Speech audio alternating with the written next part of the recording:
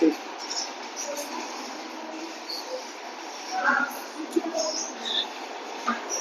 बच्चों, आज के इस सेशन में हम लोग जो बात करेंगे न्यूमेरिकल एनालिसिस का जो है दूसरा सेशन लीनियर प्रोग्रामिंग का है। न्यूमेरिकल सेशन, न्यूमेरिकल एनालिसिस नहीं है। तो प्रीवियस वाले वीडियो में जो हम लोगों ने देखा था अनबाउंडेड सॉल्यूशन पर हमारी बात हुई थी और क्या था थ्योरम कि अगर जो फिजिबल रीजन हमारा क्या है अनबाउंडेड है, ठीक है, तो उसका कोई ऑप्टिमल वैल्यू एग्जिस्ट नहीं करेगा और अगर जो एग्जिस्ट भी करेगा तो कॉर्नर पॉइंट पे ही एग्जिस्ट करेगा, ठीक है। उसके लिए कंडीशन क्या था कि जो हमारा अनबाउंडेड फिजिबल रीजन है और ओपन हाफ प्लेन है उनके बीच में कोई पॉइंट कॉमन नहीं होना चाहिए, मतलब शैडो लाई नहीं करना चाहिए। तो कल वाले एक प्रॉब्लम में हमने देखा था कि उसमें जो है मिनिमम वाले सिचुएशन थी और मैंने मैक्सिमम वाला कर दिया था। हालांकि सॉल्यूशन तो सही किया लेकिन उसमें जो है इधर का उधर हो गया था, तो उसको एक बार मैं इम्प्रूव कर देता हूं। जैसे यहाँ पर इतने की ही जरूरत थी, उसमें ये हमारा क्या था, ये हमारा ओपन हाफ प्लेन है, ठीक। और इसको इनइक्वालिटी में अगर जो दिखाया जाएंगे तो क्या लिखा जाएगा 5x + 7y लेस देन 38। तो इसका शैडो मुझे ओरिजिन के रेस्पेक्ट में चेक करना पड़ेगा क्योंकि ये ओरिजिन से तो जा नहीं रहा, समझ रहे हैं बात को। तो ये ओरिजिन के रेस्पेक्ट में जब आप चेक करेंगे तो 0,0 ये हमारा क्या हो जाएगा लेस देन 38। वही चीज कल इसमें क्या कर दिया था, ग्रेटर कर दिया था, जबकि ये मैक्सिमम वाला हो जाएगा। तो this is less then what 38। तो 0 तो 38 से क्या है भाई, छोटा है। तो ये कंडीशन ट्रू है, जो जब ट्रू है तो इसका शैडो किधर होगा टुवर्ड्स टू ओरिजिन। बस इतना सा बात हम लोगों को करना था, ठीक है। बाकी सब कुछ इसमें प्रॉब्लम में सही था, कोई दिक्कत वाली बात नहीं थी। हाँ, क्या लिखा है 5x + 7y लेस देन 38। हाँ, और इसका जो मिनिमम वैल्यू था वो 380 था, तो वो हमारा एग्जिस्ट करेगा। चलिए आगे जो है हम लोग बात करने वाले हैं, हमारा बहुत अच्छा खासा प्रॉब्लम है आज, ट्रांसपोर्टेशन प्रॉब्लम से रिलेटेड है। ट्रांसपोर्टेशन प्रॉब्लम ही है, आप समझो। मैं इस क्वेश्चन को पढ़ रहा हूँ, उसके बाद जो है हम लोग इसको सॉल्व करेंगे, है ना। बड़ा लंबा कहानी है भाई, लिखा है इसने। आप समझिएगा कि there are 2 factories located at, है ना, one place to other place at Q। 2 factory हैं जो P और Q पर क्या है सिचुएटेड हैं, और जो फैक्ट्री P है from these locations a certain commodity is to be delivered. Commodity का मतलब एक निश्चित मात्रा में वो माल की सप्लाई करते हैं, है ना, दोनों फैक्ट्री P वाले और Q वाले भी, ठीक है। Delivered to each of the 3 depots, है ना, सिचुएटेड, और 3 डिपो हैं ABC पॉइंट पर। तो दोनों जो है अपने अपने माल को ABC पर क्या करते हैं, बेचते हैं भाई, ट्रांसपोर्टेशन करते हैं। माल बचा तो डिपो के थ्रू उसको जो है अपना मार्केट में पहुंचाते हैं। फिर कह रहा है the weekly requirement of depots are respectively 5, 5 and 4 unit, ठीक है। जो दो ये तीनों डिपो हैं इनकी वीकली रिक्वायरमेंट कितनी है 5 यूनिट, ए की 5 यूनिट, बी की भी है और 4 यूनिट सी की है। क्या मुझे इतना माल चाहिए। और जो इन दोनों फैक्ट्री की जो मैन्युफैक्चरिंग कैपेसिटी है वो 8 यूनिट और 6 यूनिट है। यहाँ पर बाकी टेबल में दिया हुआ है the cost of transportation per unit, ठीक। जो ट्रांसपोर्टेशन पर यूनिट के हिसाब से कास्ट भी दिया हुआ है, और यहाँ पर हमको यही लिखा है कि how many unit should be transported, कि मतलब कम से कम ये कमोडिटी है, माल है, ये कितना से मतलब भेजा जाए, है ना, अधिक से अधिक, ताकि ट्रांसपोर्टेशन का कास्ट क्या हो सके, मिनिमाइज हो सके। और भाई जितना कास्ट मिनिमम होगा प्रॉफिट उतना क्या होगा मैक्सिमम होगा। एलपीपी की यही फिलॉसफी, पूरा ऑपरेशन रिसर्च ही इस पर काम करता है कि मिनिमम कास्ट मैक्सिमम प्रॉफिट। तो वही बात है भाई। देखिए इसको हम लोग जो है इसका टेबल जो है ड्रॉ कर लेते हैं और उसके बाद में हम इसको क्या करेंगे फॉर्मुलेट करेंगे। यहाँ पर एक ये जो पॉइंट है यहाँ पर हमारी फैक्ट्री पी है, और जो ये पॉइंट क्यू है यहाँ पर हमारा फैक्ट्री क्यू है। ठीक भैया, यहाँ पर ये हमारे पास ये दो डिपो हैं। ठीक, यहाँ पर डिपो हमारा जो है बी वाला है और यहाँ पर डिपो हमारा क्या है, सी वाला। तो ए वाला पी वाला भी, पी भी अपना ए बी सी डिपो को माल भेजता है और क्यू भी, है ना, इन्हीं डिपो के थ्रू मार्केट में अपना माल पहुंचाता है। ये समझो आप। ठीक, इसको मिटाना नहीं, इसको हम लोगों को लास्ट तक बनाए रखना है। ठीक है, यहाँ पर ये हमारा दिया हुआ है।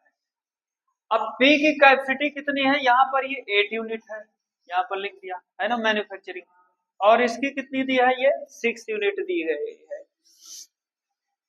अच्छा, और हाँ, जो इनकी मांग है, इसकी मांग 5 यूनिट है, इसकी भी मांग 5 यूनिट है, और इसकी मांग जो है 4 यूनिट है कि हाँ भाई मुझे आप इतना माल देंगे तब मैं ले जाऊंगा, है ना, इससे कम पे ले जाऊंगा तो मेरा लॉस हो जाएगा, है ना। इन फैक्ट्री को इनका सीधा गाइडलाइन है। चलो ठीक, अच्छा, तो हाँ ठीक, 554 यूनिट, इनका 6 यूनिट। और फिर उसके बाद में यहाँ से जो मैं टेबल बनाऊंगा, ये टेबल मैं यहाँ पर बना लेता हूँ। ठीक, यहाँ पर जो इन्होंने टेबल दे रखा है ना, ये कास्ट की बात की है, ये ए बी और सी है। यहाँ से आप समझो, कोई दिक्कत नहीं है। तो ये हमारी जो है फॉर्म है, फर्म है, फैक्ट्री है। एक हमारी पी है और दूसरी ये क्यू है, और ये हमारे क्या है, टी। कास्ट इन रुपीस, कास्ट इन, ये रुपीस दिया हुआ है। ठीक है, यहाँ पर ए बी और ये क्या लिखा है, सी, और इन सबका जो है यहाँ पर ये दिया हुआ है। ये पी और क्यू को थोड़ा सा जो है क्या करेंगे, नीचे कर लेंगे। हाँ, ये हमारा क्या लिखा है, ये पी है और ये क्यू है। इसका कितना लिखा है, ये 160, और ये कितना लिखा है, ये 100, और सी का कितना लिखा है, ये 150। इसका लिखा हुआ है ये 100, इसका लिखा है 120, और इसका क्या लिखा हुआ है, ये 100। तो ये कास्ट पर यूनिट दिया है ना, कि P जैसे A पर भेजे रहा है तो इसका कितना लिखा है, 160 पर यूनिट, और जब Q A पर भेज रहा है तो किसका पड़े, इसका कितना पड़ेगा, 100 यूनिट। ठीक, फिर P B पर भेज रहा है तो कितना पड़ रहा है, इसका भी 100 यूनिट, और इस पर भेज रहा है ना Q पर, तो ये 120 है ना, रुपया पर यूनिट। फिर भाई P जब C डिपो पर भेजता है तो C वाला चार्ज करता है 150 रुपया पर यूनिट, और Q जब C पर भेजता है तो ये 100 रुपया पर यूनिट जो है अपना चार्ज करता है। ठीक, ये दोनों टेबल हमारे बन चुके हैं। अब यहाँ पर जो है हम लोगों को वही कह रहा है, how many unit should be transported from each factory to each depot in order. मतलब कि दोनों फैक्ट्री है, यानी पी और क्यू को इन तीनों डिपो में कम से कम कितना माल सप्लाई किया जाना चाहिए कि जिससे जो ट्रांसपोर्टेशन का कास्ट हो सके, हो वो मिनिमाइज हो सके भाई, क्योंकि कास्ट हमेशा क्या होता है, वो मिनिमाइज होता है। फिर आप करोगे क्या, लेट्स हम सपोज कर लेते हैं, ठीक है, कि जो फैक्ट्री पी है यहाँ पर इसने माना है,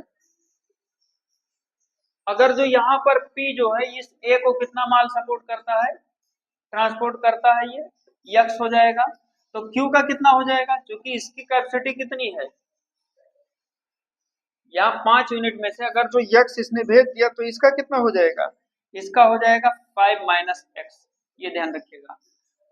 और पी फिर अगर जो बी को भेजता है, ठीक है, पी अगर जो बी को कितना भेजता है, वाई, तो इधर भी इसका क्या हो जाएगा, है ना, बी पर कितना दिख रहा है ना, इधर का कितना हो जाएगा, ये 5 माइनस वाई।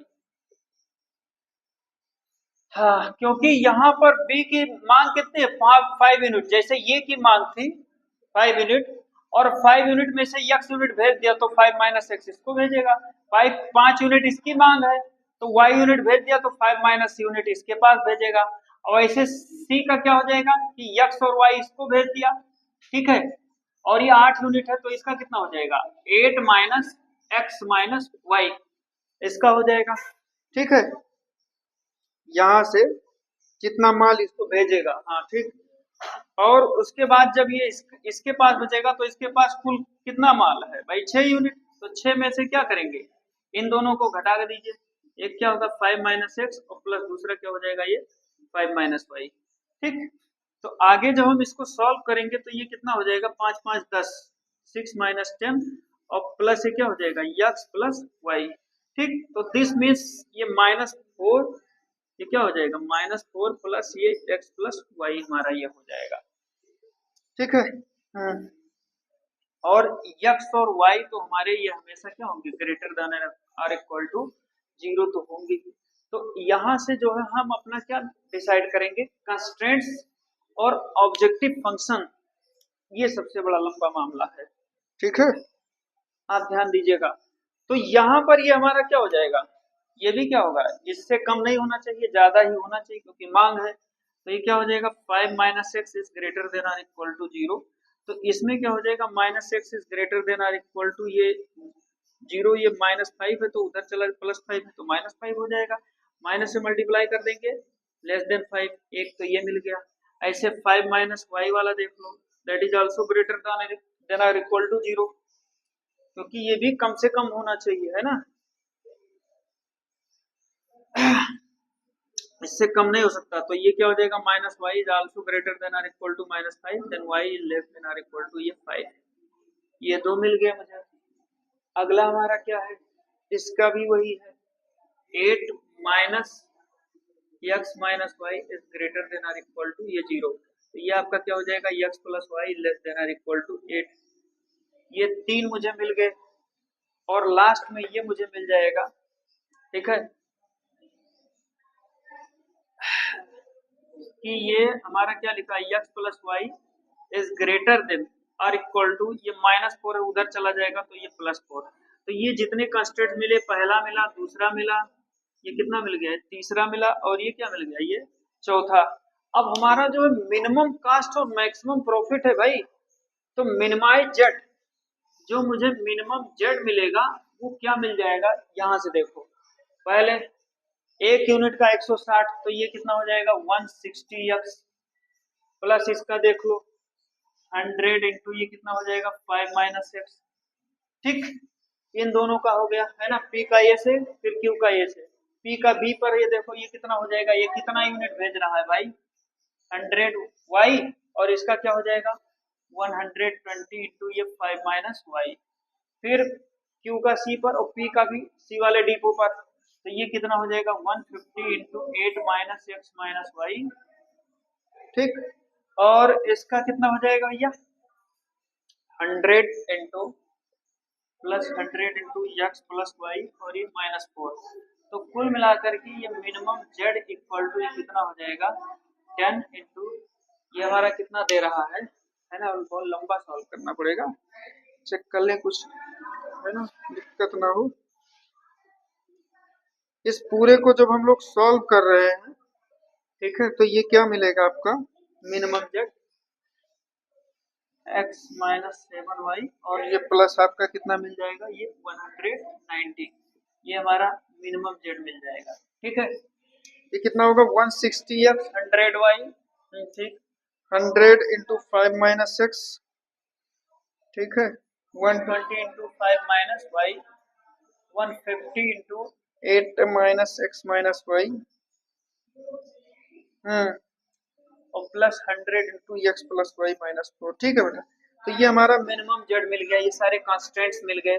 अब हम लोग सीधा क्या करेंगे, अब सीधा इसका ग्राफिकल मेथड द्वारा इसको हम लोग सॉल्व करेंगे। ठीक है, ग्राफिकल मेथड से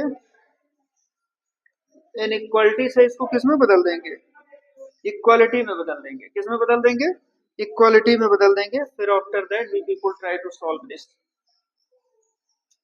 तो इक्वालिटी में बदल देंगे, पहला स्टेप तो ये हमारा यही है, इतना तो आप समझ रहे हैं भैया, ये भी एक होगा तो मतलब y इक्वल टू हो जाएगा, ये भी इक्वल टू हो जाएगा, ये भी इक्वल टू होगा, ये भी इक्वल टू होगा। ठीक है, तो एक स्टेप में है ना स्किप मार दे रहा हूँ, इतना आप लोग तो समझ ही रहे हैं। मैं सेकंड स्टेप से इसको सीधा सॉल्व कर रहा हूँ। ठीक है, और मैं इसका सीधा ग्राफ ड्रॉ कर रहा हूँ। थोड़ा सा इधर ला करके, ठीक। यहाँ देख लीजिए, ये हमारा क्या लिखा है, this is x, this is what x dash, ये वाई है, और ये हमारा क्या लिखा है, वाई डैश ओरिजिन है। एक्स पर हम लोग कहाँ तक जाएंगे, 8 पर, और वाई पर भी 8 तक जाएंगे। तो ये कितना है, 1 2 3 4 5 6 7 8। भाई वाई पर भी 8 तक जाना है, ठीक। तो ये कितना हो जाएगा, 1 2 3 4 5 6 7 और ये 8। तो पहली वाली लाइन हमारी कहाँ से जाएगी, एक्स पर 8 और वाई पर भी 8 जाएगी, अगर जो आप इसको इंटरसेप्ट फॉर्म में लिखो तो इस लाइन को मैंने ड्रॉ किया, ये लाइन हमारी जा रही है, ये ठीक। और ये पॉइंट हमारे सबके लिखे हुए हैं, ये आपका 0,8 है, और ये पॉइंट आपका क्या है, 8,0। लाइन का नाम याद रखना भाई, है ना, स्पेस थोड़ा कम पड़ रहा है। चलो ठीक, एक एक्स पर 4 और वाई पर 4 जा रही है, एक्स पर 4 है और वाई पर भी 4 है, ये वाली लाइन एक्स पर 4 और ये कहाँ तक जा रही है, ये वाई पर 4। चलो ठीक, इसका पॉइंट, ये हमारा पॉइंट ए है, पॉइंट बी है, ये पॉइंट क्या लिखा है, सी का 0,4, और ये डी का कितना लिखा है, 4,0। चलो भैया, एक हो जाएगा, ये दोनों का, इन दोनों का तो ग्राफ हो गया। ये x इक्वल टू 5 होगा और दूसरा y इक्वल टू 5 होगा। एक तो ये लाइन हमारी है, ठीक है, x इक्वल टू 5 तो ये होगी, ये वाली लाइन है, ये वाली लाइन जा रही है, ये क्या हो जाएगी, 5,0। और एक दूसरा जो है हमारा y इक्वल टू क्या जा रहा है, ये यहाँ से ये लाइन है, तो इसका पॉइंट क्या होगा, ये 0,5। तो बहुत लंबा ग्राफ बन गया, है नहीं। बस ये ध्यान रखिएगा कि सारा जो शैडो है भाई वो फर्स्ट क्वाड्रेंट में होगा, क्योंकि जो हमारे डिसीजन वेरिएबल है ना, क्या कहा यार, एक्स और वाई ऑलवेज, है ना, कंसीडर पॉजिटिव। अच्छा भाई, सबका शैडो चेक कर लो, कोई दिक्कत नहीं। थर्ड वाले स्टेप में हम लोग क्या चेक कर रहे हैं, इसका ये शैडो चेक कर लो, ये भी ट्रू है, ठीक। 0 less than or equal to 5 भाई ट्रू है, ये भी ट्रू है, 0 less than or equal to 5, ये भी ट्रू हो गया, ये भी ट्रू है, 0 less than or equal to 8। बस एक वाला गड़बड़ है, 0 less than 0 greater than or equal to 4, ये तो मेरा फॉल्स है, इसका शैडो ओरिजिन से दूर जाएगा। तो भैया ये 4 वाला ये है, इसका शैडो किधर जाएगा, ये ओरिजिन से दूर जाएगा। चलो ठीक, इसका शैडो ये 8 वाला है, इसका तो ओरिजिन की तरफ जाएगा, ठीक है। और x और y तो खैर ठीक है, y इक्वल टू 5 है ना, ये भी छोटा था, तो इसका भी शैडो किधर जाएगा, ये ओरिजिन की तरफ ही जाएगा। और ये वाला, ये भी ओरिजिन की ही तरफ जाएगा। तो कुल मिलाकर के हमको ये मिले क्या है, पॉइंट, हमारा जो फिजिबल रीजन है, फिजिबल रीजन भैया पता कर लो, बहुत पॉइंट मिल गए यार। इधर तो ये हमारा हो जाएगा 3,5, और ये हमारा क्या हो जाएगा, 5,3। ये सब पर हमारा फिजिबल रीजन मिल गया और बाउंडेड फिजिबल रीजन मिल गया, ठीक है। तो ये हमारा क्या कर देंगे, ये डी, इसको क्या कह देंगे यार, बहुत पॉइंट बन गया यार, ये ई बन गया, ई का क्या लिखा है, ये 5,0 एफ, ये जी हो गया, यहाँ पर ये एच हो गया, और ये क्या मिल गया, पी। तो भैया आपका क्या हो जाएगा, डी ई एफ, यहाँ पर मैं लिखता हूं जो हमारा फिजिबल रीजन है, क्या हो जाएगा, ध्यान से समझिएगा, टी ई, ये तो ऊपर ही रहेगा, टू ओरिजिन, क्या लिखा, टी ई, यहाँ पर ये डी, यहाँ पर ई, यहाँ पर फिर ये एफ, फिर ये जी, उसके बाद में एच, उसके बाद में ये पी, ये हमारा फिजिबल रीजन है, ठीक। और बाकी ये सब हमारे जो है कॉर्नर पॉइंट है। चलिए इतना तो हमारा हो गया।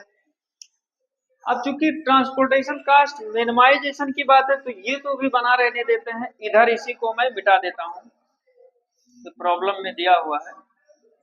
अब सब पर इसका मिनिमम कास्ट क्या दिया है, इन सारे कंस्ट्रेंट्स को मैं मिटा देता हूँ, आप लोग ध्यान से देखिएगा।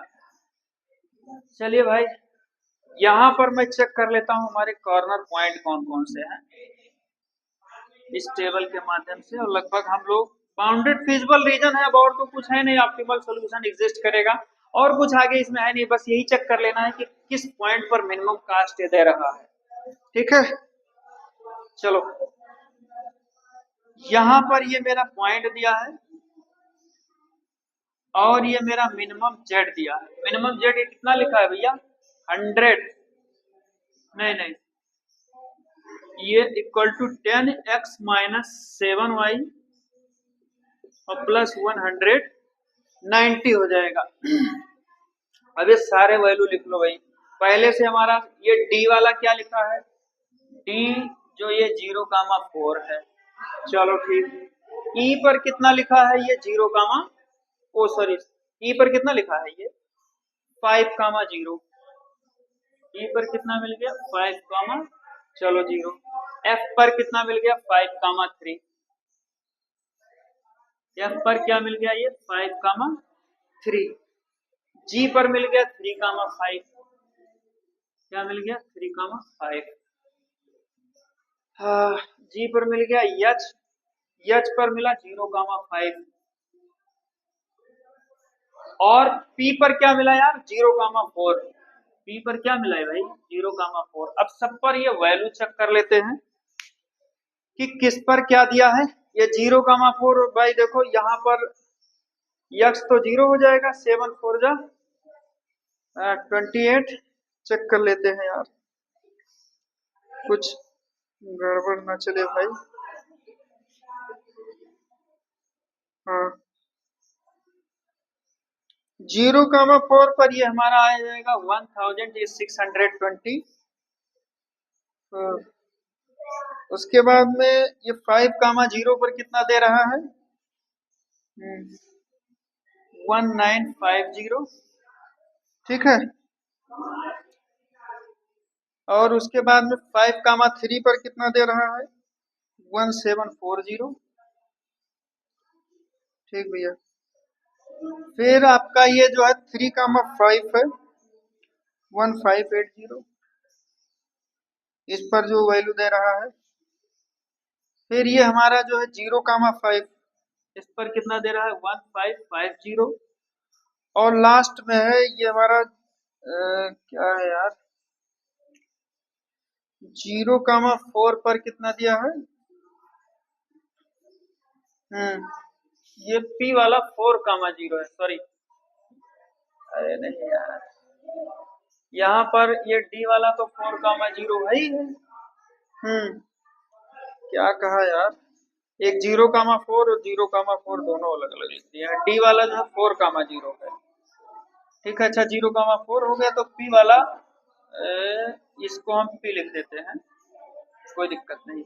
और ये हमारा जो है डी वाले को 4,0, क्योंकि डी हमारा एक्स एक्सिस पर है, तो 4,0 पर ये मेरा कितना आया 1940। ठीक है, तो भैया सबसे मिनिमम वैल्यू मुझे कहां पर मिला है, ये इस पर मिला है। ठीक, सबसे मिनिमम वैल्यू यही हमारा है, मिनिमम z इक्वल टू 1540। तो यहां पर हमको ये ट्रांसपोर्टेशन क्या मिलेगा, x इक्वल टू 0 और y इक्वल टू ये 5। ठीक है, चेक कर लेते हैं, कोई दिक्कत ना हो। 0,4 पर इतना है, 0,5 पर, हाँ ठीक, 1550। 3,5 पर 1580, ठीक, 5,3 पर 1740, 5,3 पर कितना है 1740, 40 पर 1940, 04 पर 1620। हाँ ठीक है बेटा, तो यहाँ पर कुल मिलाकर के minimum z is equal to, ये मुझे क्या मिल गया 1540 एट पॉइंट 0, ये 5, ये यहाँ पर मुझे क्या मिल रहा है 0,5। आपका ये यही पॉइंट है, मिनिमम वैल्यू यहीं पर दे रहा है। तो इस स्ट्रेटजी से ट्रांसपोर्टेशन अगर जो काम किया जाए और ये सप्लाई है ना,